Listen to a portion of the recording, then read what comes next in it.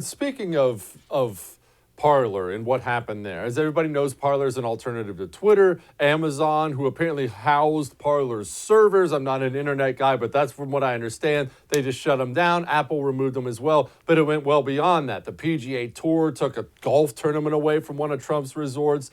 They're shutting down. Deutsche Bank decided they were shutting down 2 of his personal accounts. It's gone way beyond Twitter, as I knew it absolutely would.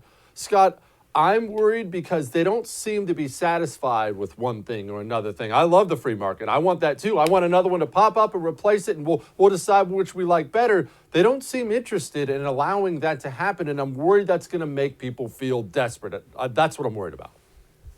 I think that desperation has been the term of the 2020 election. I think that a lot of people on both the left and the right felt desperate. The left clearly felt desperate to get rid of Trump by any means necessary. The thing that I find very interesting is that the tech companies waited until they knew that the Senate was in control of the Democrats before they acted. That to me shows that they are afraid that the immunities that they have access to through Section 230 of the Communications Decency Act, that they were keen on wanting to keep them for themselves, but denying them from others. For instance, like with Parler, and denying Parler their ability to have free and open communications, regardless of editorial control. Okay, we hear so much about Section 230. Scott, one, can you give us a brief thing on what exactly it is? And two, can you tell us, did we actually have the power to get rid of it? Or is this just one of those things that we love to yell about, but they never had the power to get rid of it? Well, like most laws, you can do anything what you want with them. You can have them, you can get rid of them, you can amend them, whatever you want to do. So it wasn't that 230 couldn't have been amended or removed.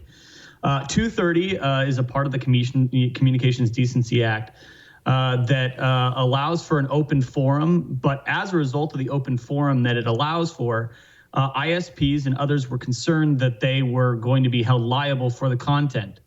So as a result, Section 230 was born, which allows for them to have protections from the liabilities associated with it without having to have editorial control.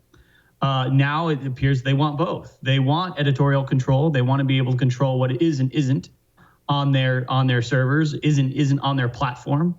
And as a result, they're denying Section 230 protections from other startups.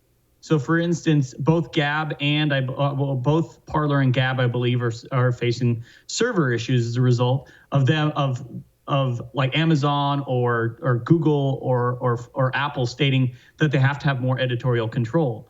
That essentially denies them their right to the protections of Section 230. It's an unequal application of the law.